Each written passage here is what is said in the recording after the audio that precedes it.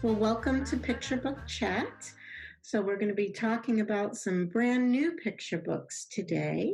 So, we won't actually be reading the picture books, but more or less talking about them, what we like about them, and some activities. First of all, my name is Mary Ellen Brax. I am the Public Services Manager for Early Learning here for the Library District. So, I've been here for quite a few years, and basically I'm in charge of any programming for birth through 8 years old. And so I want to make sure to let you all know too that if there's any books here that you're interested in that we're talking about, these are books that you can put on hold too, through our catalog, through our online catalog. So I'd like to introduce you to Sheri, and she's going to introduce herself. Thanks, Mel. I'm Sheri Boggs. I am the Youth Collection Development Librarian for the Spokane County Library District. That's just a very fancy handle for saying I'm a buyer. And my job is to buy all of the kids' books from 0 up through 18. So that's like your middle grade, your young adult, and of course picture books, which I'm so excited to be talking about today. So the way this works, this is just our second picture book chat. It's very exciting. It's a new thing Mel and I are doing because of the way our work is now during coronavirus. When I see the new books, I can't just immediately run over to Mel and say, look at this great new book that we just got in. And so this is for a way for us to still have those conversations about the new books that are coming in, but to do it with a little bit of a piece towards how you would use them with your kids and with an eye towards sharing it with all of you. So I've got 4 books today, and the first one that I'm going to start with is called Watch This. This is a nonfiction book. You won't find it in our regular picture books, but you'll find it in nonfiction, and you can place a hold on it. We have a ton of copies. This is a book about making shapes. And the first thing that struck me about this is just how dang cute these kids are. Like, it's full of these great photographs. It's got a very diverse cast of kids. They're named on the title page, and you see them making shapes with their arms, with their fingers. This girl's making a shape with her whole body, and then you see them making shapes together. So here's 3 kids making a triangle. And what I love about this book, I know in our story times, we do a lot of stuff with movement. We also do a lot of stuff with shape recognition. And I just felt like this was a great book that kind of hits a bunch of different things that we try to bring up in our story times. So Mel, what did you think of this book? Oh, I love this book. Actually, there were a couple of things that I really liked about the book. I really like the end papers here, where you see all the kids lying down in different positions. So I thought that was kind of fun to see, kind of when they were more relaxed, doing, when they're all together. So, and I love that they're actually using their bodies. So with this, and that they're working together. So it shows a real collaboration with each other. So I love this one of the square where the feet to head there, or the rectangle. And so this is something that I thought you really have to be aware of your space, which is really good for kids to get to know there's, what space they take up, personal space. The fact that they're actually using their whole body to do all those movements is wonderful. I also liked the diversity that was shown in the book, with different kids from different cultures too. So let me see if I can find a picture here where we've got all the kids in here where they're making something together. And here they are. They're doing a zigzag where they're having to bend over here. And so in different ages too. And I think working together in different age groups is really important for kids too, because in school you're kind of all together with one age group, but when you get out into the working world, you've got all these different age groups. So I kind of like that too. But this would be great just to do in your family. if you could make some activities that you could do just to make the shapes and have them try to make them just like either with your family or in your classroom, if they can do those shapes together. So I thought that was really good. And then you could also have them brainstorm together. What other shapes can they make? So, so I just thought that would be a fun thing to see what what they would come up with for the different shapes that they could make. Um, and you can do something like, you can extend it with not just doing things with their physical bodies, but actually drawing a picture using different shapes, doing it on the sidewalk so you get more of those large motor movements too with like sidewalk chalk. So I felt that there was a lot of things you could take this outdoors. It doesn't have to be inside.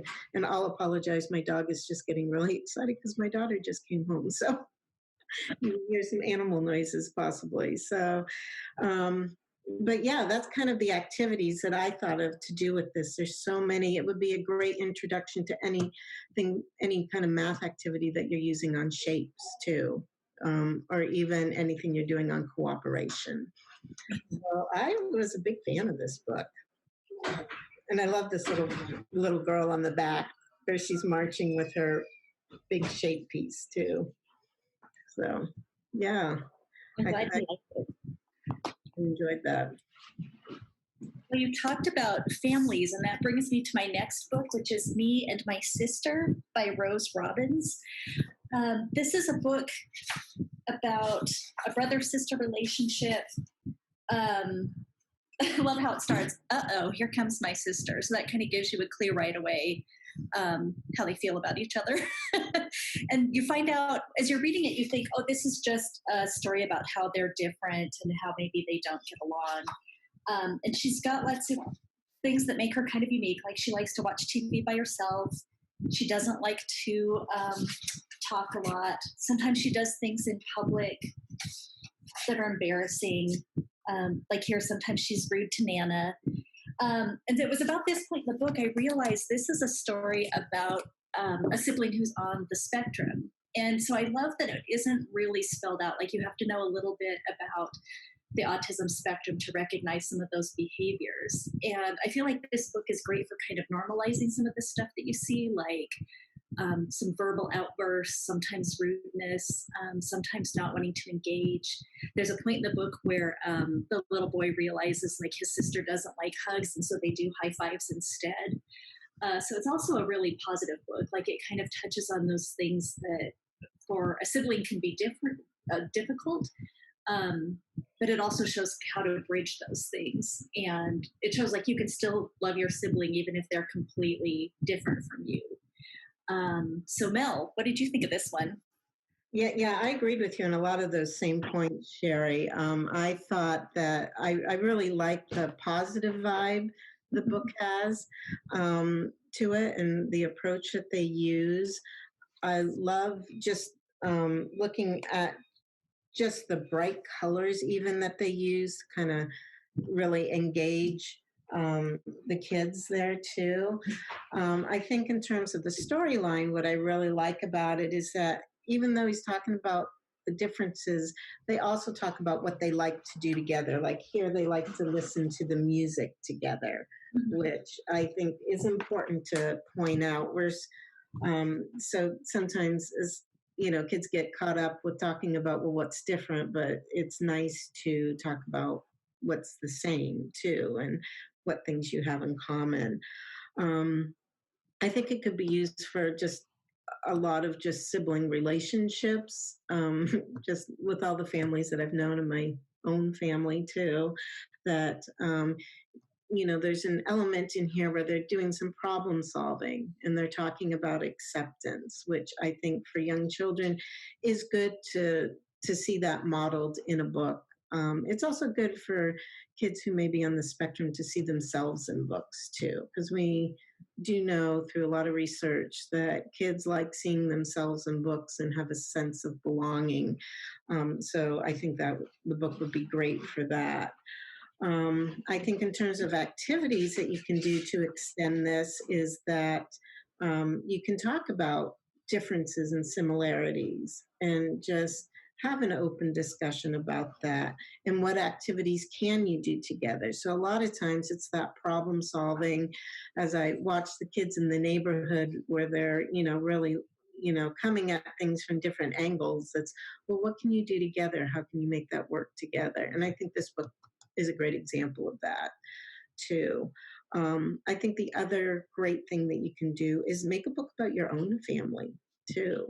So much like this little boy was writing about his sister, you could have the kids in your family write their own book about, how they see the family is, and which would work either at home or in school and help to give you a little insight into where the kiddos are coming from that are in your care too, and what might be going on at home in terms of, working out problems, and so that you can be starting from the same point from where they're at.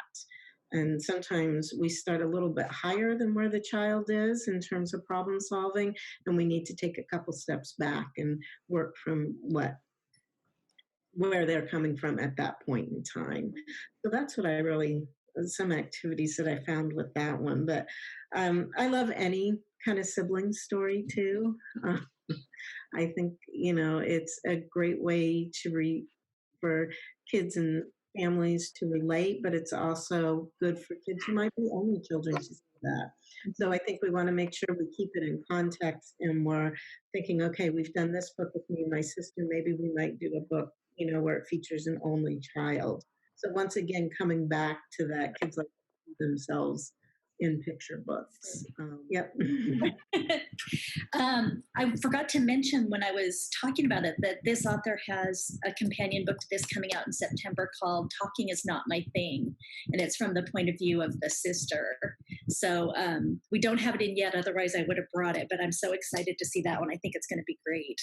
Oh, yeah, I'm excited for that one. I think it's great that it's going to be from the point of view of the sister, too.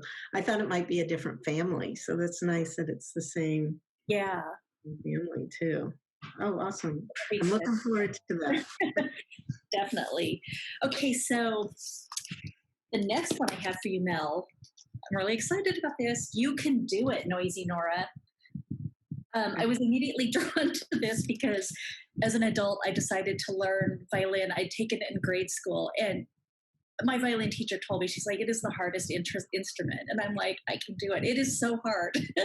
There were all these nuances to it that I didn't catch when I was younger. And I love that this book talks about, the harder things about learning the violin. So it starts, Nora hears somebody playing Claire de Lune, and she falls in love with the music from a neighbor's window. So that's her introduction. She hears it and she's like, I want to learn to play that. And her family, they go to the music store and they try to talk her into anything but the violin. And her sister Kate has is that an oboe, a clarinet? I'm not sure. She's just like anything but the violin. But Nora's like, no, the violin. It's got to be the violin. And so the teacher comes over, and I love this. She says, first things first, here's the way we hold the bow. Standing firmly on both legs, press the strings just so. So it talks about how, before you can even start to make the music, you've got to learn things like how to hold the bow right, how to hold the violin right. There's a page later on where they talk about how you hold the violin under your chin, and that keeps it secure. So there are all these and I love this. Now, twang, whine, scrape. This is her practicing every day of the week. It's so great. Even the cockatoo can't handle all the noise. The family tries to get her to practice outside. It's just a fantastic book. And of course, by the end, she's able to play a certain special song. I won't ruin it. But it's a great book from kind of the Rosemary Wells universe. This is the sequel to Noisy Nora, which is fantastic. I just think it's a great book about loving music, but the perseverance that it takes to get to the point where it sounds anything like music. So Mel, what did you think of this? Oh, I love Noisy Nora. I love the first one. And the one thing that stuck out in my mind was how they changed the sister's response to what Nora does. because in the original version, they say, Nora, said her sister, why are you so dumb? And so, I mean, now we're kind of more careful about, even though that might be accurate, for a sibling relationship. I think we're a little bit more sensitive to, just an appropriate response where her sister says, Nora, yelled Sister Kate, close your door, please. So I got a kick out of that change. And, but I too loved Nora's perseverance. And I loved, I think it was in this one. Let me just double check because we've looked at so many here. The ending where the family's all together and they're cheering Nora on because she has succeeded. And I do love the fact that, she is successful. And there's a little twist at the end with what her surprise is there. I just got a kick out of the artwork in this too. But I mean, I'm a big Rosemary Wells fan. I love all her stuff, but I just love everything from covering the ears to, closing the doors. I had one who played the viola and one who played the cello. So, when you're first starting out, it's accurate. I felt like it was very accurate. It wasn't something that she just magically knew how to play the violin, right? She really had to persevere and keep going at it, and just what a determined young lady Nora is, and just how supportive her family really could be. But in terms of activities that you can do with the kids and do with the kiddos at home, I mean, this just opens up the door to musical instruments. So, I mean, you could talk about all the different musical instruments that there are. I think there's a great picture in here where they show you with the music in front of the music store, where they show you the different instruments that could be there. And that's a hard decision for kids, being able to figure out what instrument they're going to play. So I know with my daughter, who's standing right in front of me right now listening, but I mean, she chose the cello. I mean, and she used to get comments when she was carrying her cello into school that it was bigger than she was, So, but I mean, she did great, and it's a great way to introduce kids to different instruments. But with the internet and YouTube now, you could even select music, so it shows them what it will sound like once they're done playing, which I think is a good thing to do.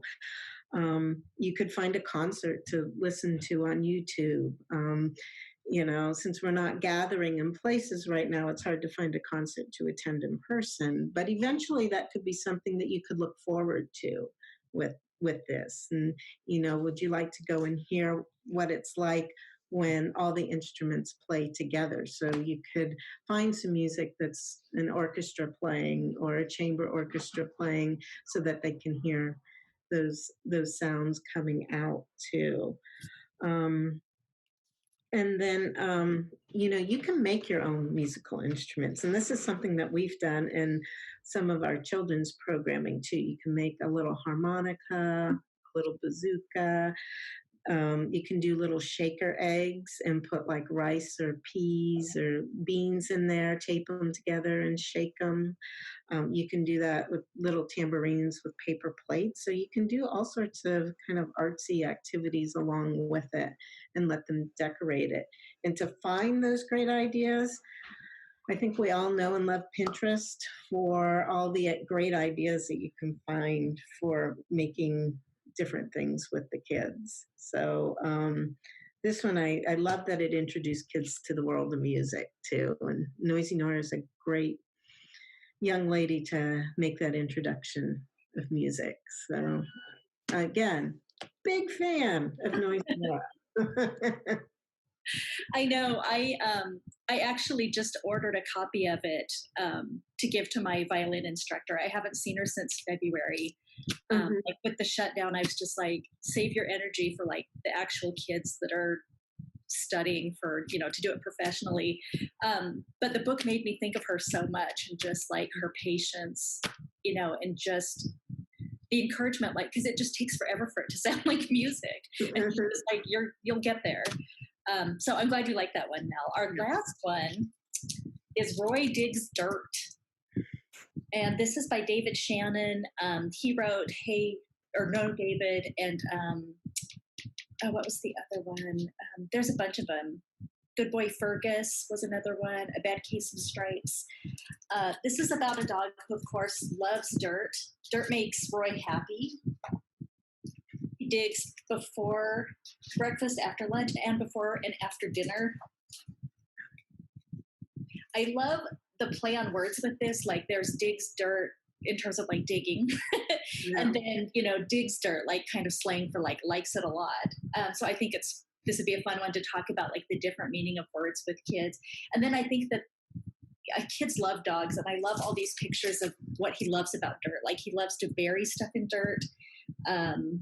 At one point they say that he likes dirt so much that he likes to bury dirt in dirt. Bury treasure. He sniffs dirt, watches dirt, listens to dirt. He makes a friend out of dirt and names him Roy.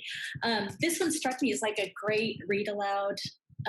If you were doing maybe a dog themed story time, or if you were doing something. I know we have STEM kits about dirt, and when we made this book wasn't out, but this would have been a fun one for that. But I'm interested to hear what you think about this, Mel. Yeah, we should definitely put that on a list to put into the dirt STEM bag if we need a replacement. I saw that Keely had mentioned that David Shannon is actually from Spokane. And so, which is yay. And I can remember when No David came out, somebody came in who knew the family, and she said, I'm not sure if I have the story right or not, but No David, it was apparently something that he used to say quite a bit when he was little. I got a big kick out of that because, that just seemed, that's just, all 2-year-olds or 1.5-year-olds, once they get that language, what's their first word is no, even when they mean yes. But I'm a big dog lover. You heard my dog earlier he actually kind of looks like this dog here. I just love a good dog story.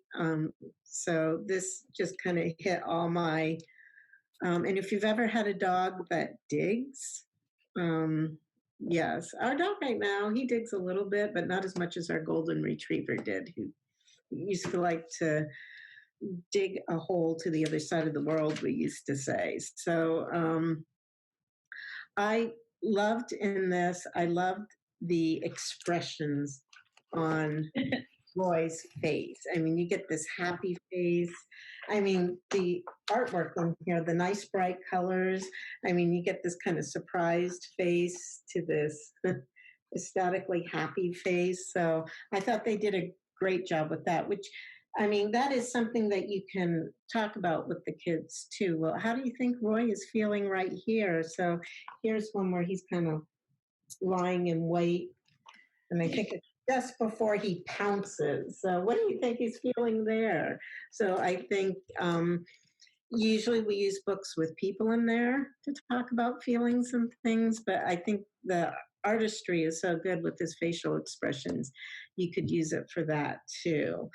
And of course, anytime that, you have something with dirt, you can do all sorts of dirt play, right? And your kids are going to love it and turn it into mud and all of that. But that's great jump off for some scientific research. Well, what kind of dirt is this? And how much do you think this dirt weighs? And what could you make with the dirt? Or even extend it into planting and making your garden. I mean, I know we're at the end of the season right now, but we're going to be starting to plant bulbs for next spring. So this would be kind of a great one to talk about. Well, yeah, the dog likes to dig in the dirt, but humans like to dig in the dirt too, but they plant flowers rather than digging them up. So I think you could do some fun things with that. I think also you could talk about what does your dog love to do? I mean, Roy loves to dig in dirt, but maybe your dog loves to do something else. And so you could have a discussion around that, or even have them draw a picture and tell their own story about it. So you're working in those literacy skills with storytelling at the same time. And it doesn't have to be their dog, it could be their animal, or what is your own favorite thing to do? Because sometimes you know, kids don't have pets at home, but what do you like to do? We know that Roy loves dirt. What do you love? And so then they can make their own story off of that. So I saw a lot of different jumping off points for this one. I'm sure there's probably many other jumping off points there. My pile of books is starting to fall over. Um, but yeah, I just really loved. Oh, the other page I really loved was the different critters. So you could talk about the different critters. So I feel like the raccoons sometimes tease our dogs. So you could talk a little bit about that too, about the different animals that might be coming through your backyard. So lots of different jumping off points, I thought, with that title. So yeah, this was a lot of fun. I love going through the new books and talking about them like this. This has been a lot of fun. So I think that's our books for today. We would love to continue on with this. So we already have our next set of books picked out. We just have to pick out a date. So we are enjoying these.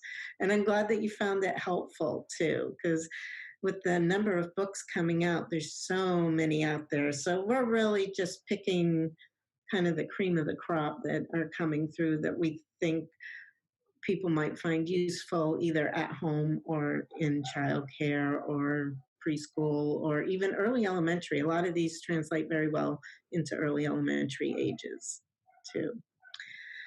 So thank you for joining us today. Sheri, do you have anything else to add? No, just thanks for viewing. We're really excited to keep doing these. We could, like Mel says, there are so many books coming out. We could probably be doing this, like once a week if we could get away from our other duties. Yes. It would be fun, and there's so many good books coming out. So yeah, thanks for following us. Yes. And have a great day, everyone. And we'll let you know as soon as we decide on the date for the next one. Thank you.